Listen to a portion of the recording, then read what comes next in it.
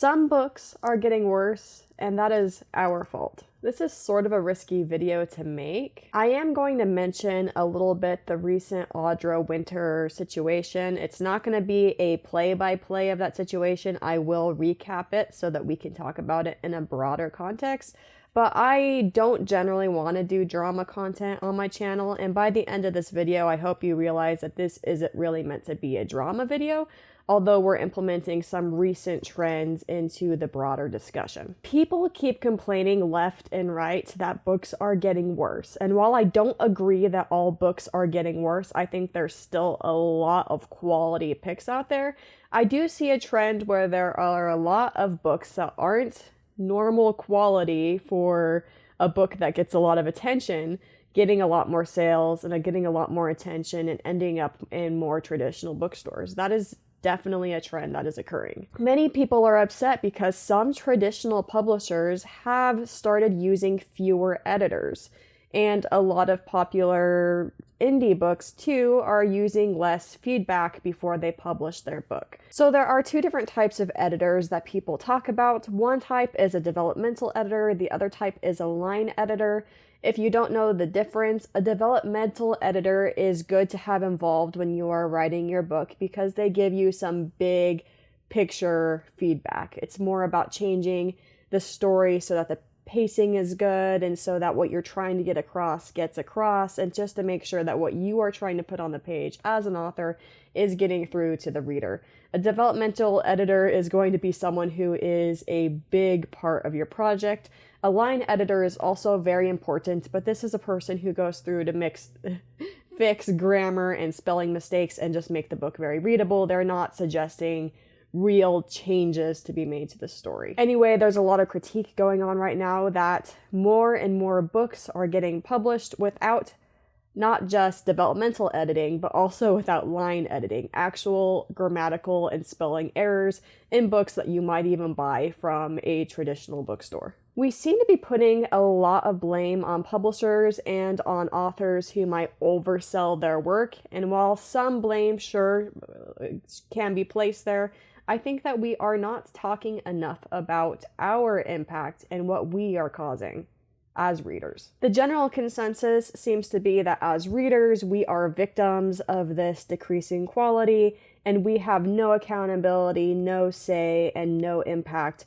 We are just here experiencing the consequences without causing any of them. And again, while I agree that some books are actually decreasing in quality, I would pose, on the other hand, that we, the readers, are the primary, not secondary, problem. The Audra winter situation. So I'm begrudgingly skirting the edge of book talk drama territory. Don't expect this from me very often. But I think that this particular piece serves as a good illustration for this video. If you are unaware of this situation, which good for you, Audra Winter is a 22-year-old author whose debut novel had about 6,000 pre-orders because she heavily marketed herself on TikTok. In her TikTok videos, she talked about how many drafts she completed. She did mention things like getting other people involved in editing, even though that's a big drama point right now. And she kind of just talked about the tropes that her books included and really hyped people up for her debut novel. She had never published anything previously to what she was marketing on TikTok. And like I said, she somehow convinced tons of people to pre-order a debut indie published novel. I think it was around 6,000 pre-orders that she received, and she got very excited and kind of got, there's a lot of drama talking about how she kind of got a big head from that and all of that. I'm not really too concerned about that. But the point is, she sold a lot of special edition pre-order copies. So we're not talking ebooks. We're talking books where people went into her store, purchased a book from somewhere between $20 to $30. Some people say that they even paid a lot of shipping on top of that to be sent to their home. And I totally believe that everyone has every right to support any venture they want to. And I think that it is sometimes a good idea to take a shot in the dark and see if something pans out. But in this case, it didn't. I could have totally seen this twist coming, but this book that was heavily marketed via TikTok on her personal page did not end up living up to reader expectations. The people who received the book thought that the book was very poor quality and had not really been edited. I do think readers need to realize that when they put money down for a debut indie novel, it could turn out well, but it is a risk. And I can't help but think that this TikTok style marketing that sold so many copies and made so many people very upset would not have happened 20 years ago. This probably wouldn't even have happened 10 years ago. The idea of someone who has no real credibility in the sense of anyone saying anything positive about their actual writing, selling so many copies because of short TikTok videos, is very new, and that's kind of on the consumer. And I would even pose that most authors at this stage are not ready yet. I think that most people, when they are young and it's a passion project from their teenage years and they put together a book, and maybe they haven't gone through all the processes to make that book where it needs to be, most people would not be at the point where they're selling a bestseller. We'll talk a little bit more on that in a minute. I have read many good indie books, but I've also read a lot of bad indie books, and when you buy a book like this, you are taking a risk. You have no guarantee of quality. Quality was never guaranteed. So the lovely people of TikTok that spent $30-ish on a special edition with sprayed edges and pretty artwork were upset that this book was not good. They started piling feedback onto this author, and did she react well to feedback? Absolutely not, but I'm not going to talk about the play-by-play of that in this video.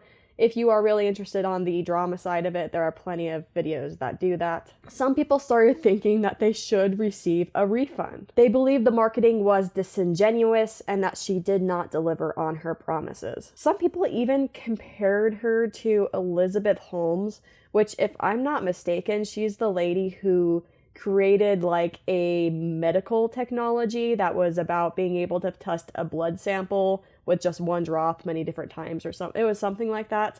And it ended up being a huge thing where she got investors to pay into that. And it ended up being a huge medical fraud scandal that had a huge impact on a very, very important sector of society. The similarities between the two is kind of daunting. Elizabeth Holmes lied and said that she had this amazing blood test machine. Audra Winter lied and said she had this amazing work product. Elizabeth Holmes released a product that didn't work. Audra Winter released a product that didn't work.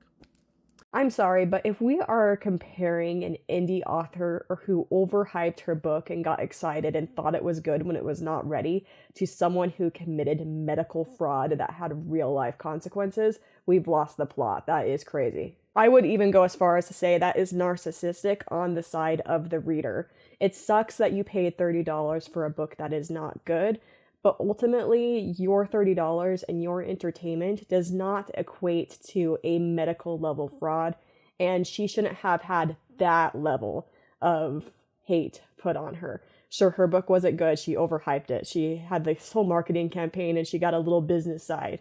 But it's just kind of crazy if you let it go that far. And the truth is, as a reader, you are not entitled to quality just because you bought a book. Someone sold you an idea and you bought it. We know that pretty books are selling like crazy right now, and we love it when books are sold to us in short little snippets like she did on TikTok. You bought the hype, you bought the idea, and unfortunately you do have to live with the decision. I don't think people deserve refunds for this. I just think it highlights the fact that we are buying books in certain ways right now, and a lot of that is what is contributing to this problem of book quality deteriorating, and I don't think we can take ourselves out of the equation. Pretty books and sprayed edges sell. I love how pretty books are becoming. I love a pretty book or a nice sprayed edge or a good special edition for a book that I cherish. Do not get me wrong with this when I get into this section. Here's the thing, I can also admit that a lot of books sell because they are pretty. People want to create aesthetic shelves right now more than ever before, to where they all fit what they see online and their favorite influencers and, to some extent their reader friends. And I don't think that that's necessarily a bad thing. But the fact is, a lot of people are buying books right now partially as objects, which is great. I love a pretty bookshelf. But if you are buying a book primarily as an object and not as something that you're planning on reading for a while, a lot of people who have these big aesthetic shelves admit that they haven't read a lot of the books, and the book they're buying at the store right now might not be read for years. So they are buying it to add to their shelves because it's something they think they might want to read in the future, but also because it's pretty. And as I said, I don't think it's necessarily a bad thing to buy books as decorations. I'm not super anti people having pretty bookshelves. But when it comes down to it, if you are someone who buys a lot more books at the bookstore, you are going to have a greater influence on what those bookstores are carrying. So if you go into a bookstore and you're creating these big aesthetic shelves and you leave the bookstore with 10 books, you are going to have a bigger influence on what publishers want to put on the shelves, or bookstores want to put on the shelves and publishers want to publish, than someone who leaves the store with 1 or 2 books. If you go to the bookstore every time you have a bad day at work, that's great, and I love that for you, and I don't think that's really a vice that you need to defend by any means, but you do have to realize if you are buying books for the aesthetics, or if you're buying books for just the shopping experience, which, shopping for books keeps the industry alive, that's good. But if you are buying books for the pleasure of receiving the book and not for the plan to read the book anytime soon, that means that you're buying the book for aesthetics and not for what is inside the book, not for the quality of the book. So then when we all go around and turn around and say, it's shocking that some of these books are on the shelves, even though they haven't been edited, it's not that surprising that a book is selling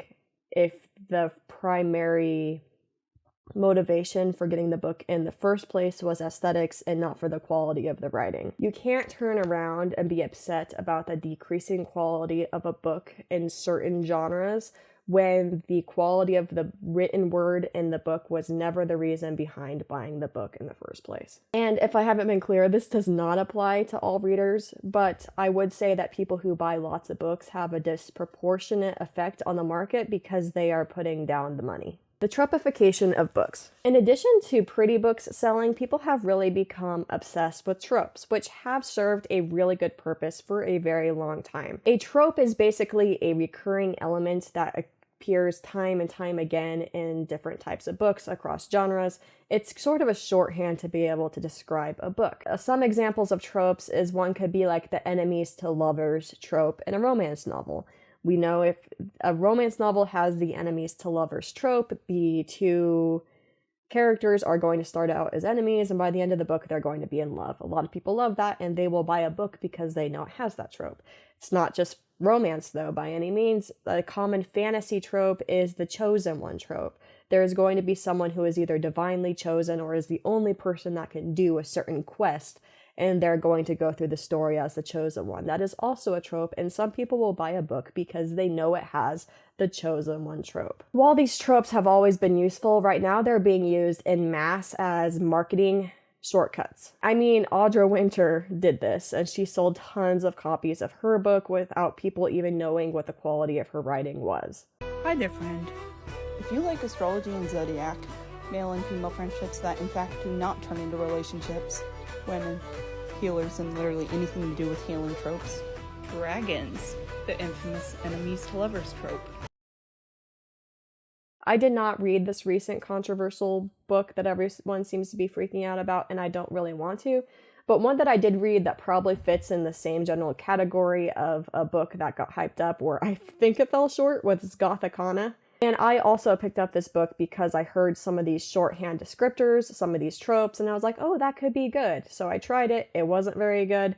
And it was shocking to me that even though it was traditionally independently published, it also got traditionally published. I was just very surprised because I felt like there were problems, not just at the developmental editing stage, which there were, but also at the line editing stage. Like there were actual errors in this book when I read it. So I imagine my experience with Gothicana has to be somewhat similar to people's experience with this book that's getting so much fire right now. It's almost like we're losing the attention span to read the entire descriptor for a book.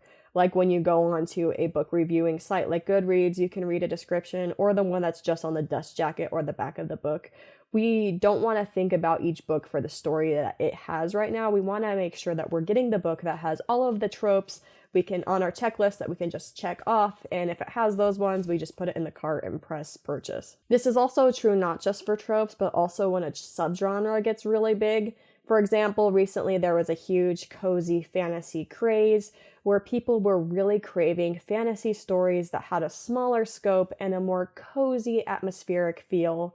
And every single book that was published in this subgenre for a period of time sold tons of copies. Maybe not every single book, I'm exaggerating, but you had a high chance to be able to sell a lot of copies if you were writing in the genre that everyone was reading. I also bought a book during this craze as an ebook, not as like a special edition or anything, that I think kind of shows this whole lack of editing thing.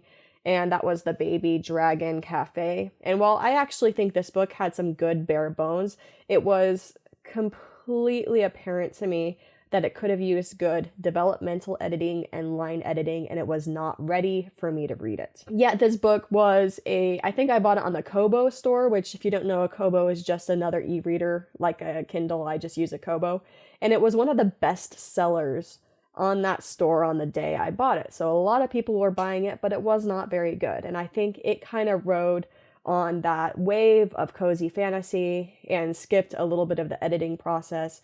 And we all bought it because it was all the right genre and it had the right tropes. And I do think that there might be a problem when we're willing to pick up any book if it has the right tropes or if it's the right genre, because that means any book can get traction regardless of quality as long as it's implementing the right things that we're looking for and is in the right genre or subgenre. And while we're doing this, books that don't have these tropes and aren't in these subgenres but have new, unique stories and might actually be better written oftentimes go under the radar because they are not on our list of things to pay attention to. If we always just buy books because it's easy for us to grasp the concept of the book, we are losing out on a lot of stories that might be better than the stories that we are giving so much attention to. Publishers know that we're willing to buy books right now for sprayed edges, special editions, being the right subgenre or having the right tropes, and they are willing to put out more and more books at the moment that don't meet their traditional quality standards because they know that we will buy it anyway if it has the right elements in the story that has this mass appeal that people will just swipe their card before even reading the description of the book. People no longer trust experts. This is definitely a hard topic to tackle, but I think it's at least partially true. People love an underdog story, and don't get me wrong, I actually also really love an underdog story. I imagine that the people of TikTok, when they saw Audra Winter talking about this story that she's been putting together for 10 years and all of her drafts and getting excited about it and wanting to put out her story to the world, really loved that whole framing. That is why she sold so many books before anyone was able to verify the quality of her writing as it stands right now. And I will always say writers can get better with time. I don't think that she deserves all the negative attention she's getting. Anyway, people want to believe that a young author doing most of the work by themselves has an equal shot at writing a quality book as an author who has gone through the traditional process and who has more people involved. This is so tough though, because some indie authors are amazing and they write amazing books. I do feel like a lot of the times the indie authors that I have enjoyed the very most will get other people involved in their stories. Either they'll, if they can, and not everyone can, it is a money issue, it is an accessibility issue, but if they can, they'll hire a developmental or a line editor. They'll get people, if they can't do that, they'll at least get people to read their book and give them feedback and be humble enough to take that feedback. They will make sure that the story in their head is a story that is understandable on the page. When it comes down to it, most people writing their first draft, stream of consciousness to the page, are not going to have the type of book that most readers want to read until they've gone through some of that writing process. Some indie authors are very, very good at this process and very good at writing and getting their ideas on the page, and they get very, very loyal fan bases that will read anything that they write. One that just blew up was the Dungeon Crawler Carl series that started as an indie author independently publishing his books as ebooks, and now there is some of the best-selling fantasy books right now. Outside of the indie space, though, traditional publishing, at least traditionally, did require an author to go through a process that involved editors, and involved people being involved with the story, at least enough to ensure the quality of the story. This is important because we have experts in stories helping authors bring these stories to life, and everyone meets their potential. This cannot be underestimated. Creating quality work was never easy, and it is not just something where someone's a genius and they write everything onto the page and it's already perfect, and anyone, even the 16-year-old down the street, can write the next best American novel. Sure, anyone who works hard has a chance, but it's not supposed to be easy. Everything you consume takes a lot more work than you would normally imagine. If you're a writer, I'm sure you know that people assume that you writing your book is a lot easier than it actually is. On a much, much lesser extent, this YouTube video probably took a little bit more work than you're envisioning. Everything you consume takes work. Books that have quality writing take work. They take a community, they take a group.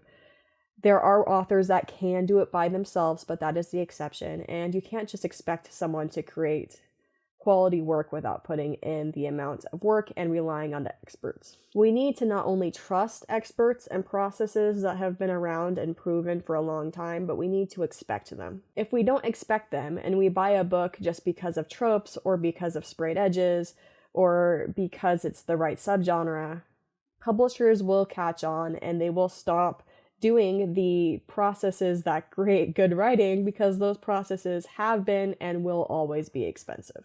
Where we go from here. I guess I just kind of want to remind us all that we are the consumers for these products. We bring the demand. We can't say that we want quality with our lips and then just swipe our credit card the next time we hear of a book that has a trope that we like without at all verifying if that book is going to have quality writing or not. I absolutely will always encourage you to try an indie author. I would encourage you to try, if you've never read someone before, an ebook, just because then you won't be as upset if it's not good.